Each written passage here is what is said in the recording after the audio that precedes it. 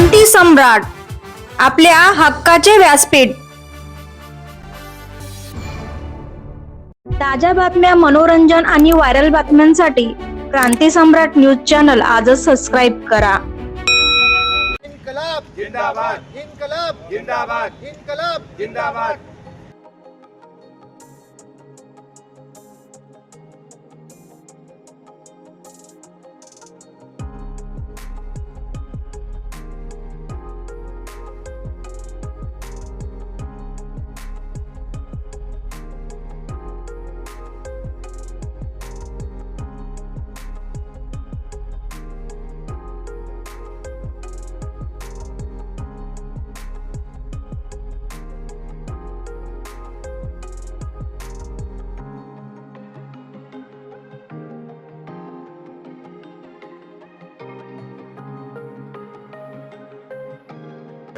मी कस्तुरचंद राठोड बोलतोय।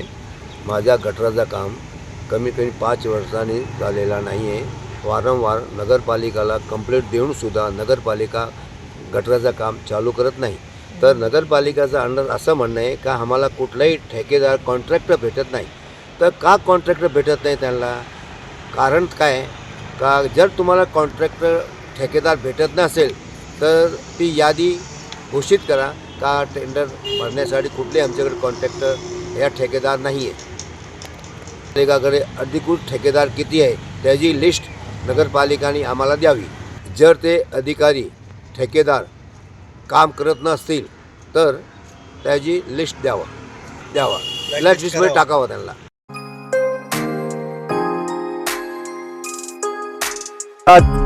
जी मलनिस्सारण योजना लागू करण्यात आलेली आहे, जी पहिल्या टप्प्यामध्ये 96.13 कोटीची जी योजना आहे, त्या योजनेमध्ये प्रचंड प्रमाणात आर्थिक अनियमितता दिसून येत आहे।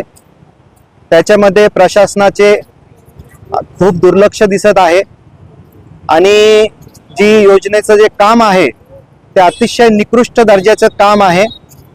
तसेच सदर योजनेमध्ये 473 दिवसाचा विलंब झालेला असताना सुद्धा ठेकेदारावर नगर परिषदेने एकही रुपया दंड केला नाही।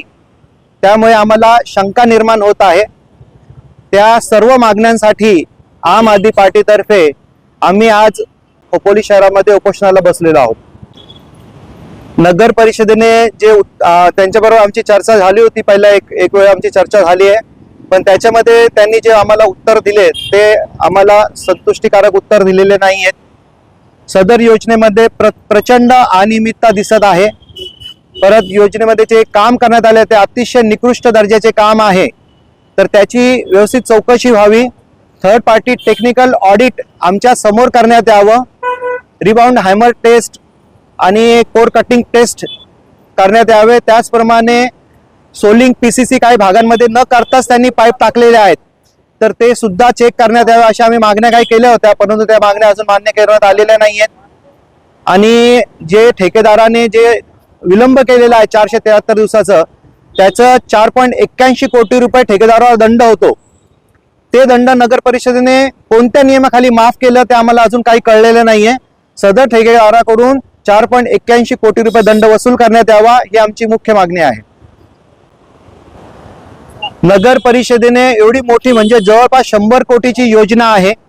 आज ही योजना सुरू होऊन 3 वर्ष झालेली आहेत, पण जे शहरातील जे मुख्य प्राधिकरण आहेत, MSRDC असेल, रेल्वे असेल, PWD असेल, ही नगर परिषदेने यांच्या परवानग्याच घेतलेल्या नाही। हे आमच्यासाठी खूप शॉकिंग आहे। आज खोपोली नगर परिषद वार्डांमध्ये रस्ते खोदून ठेवत आहेत, शास्त्रीनगर भागामध्ये रस्ता खोदून ठेवलेला आहे, परंतु यांचा जो STP प्लांट असेल किंवा यांचा जो सक्शन पंप असेल तो फायर ब्रिगेडच्या इथं आहे आणि याच्यामध्ये राष्ट्रीय महामार्ग आहे, मुंबई पुणे राष्ट्रीय महामार्ग, आणि ते मुंबई पुणे राष्ट्रीय महामार्ग खोदण्याची किंवा तिथून पाईप टाकण्याची यांच्याकडे परवानगीच नाहीये। तर ही योजना पूर्ण होणार कशी हे आम्हाला शंका आहे, याचं अजून आम्हाला उत्तर व्यवस्थित मिळालेलं नाहीये।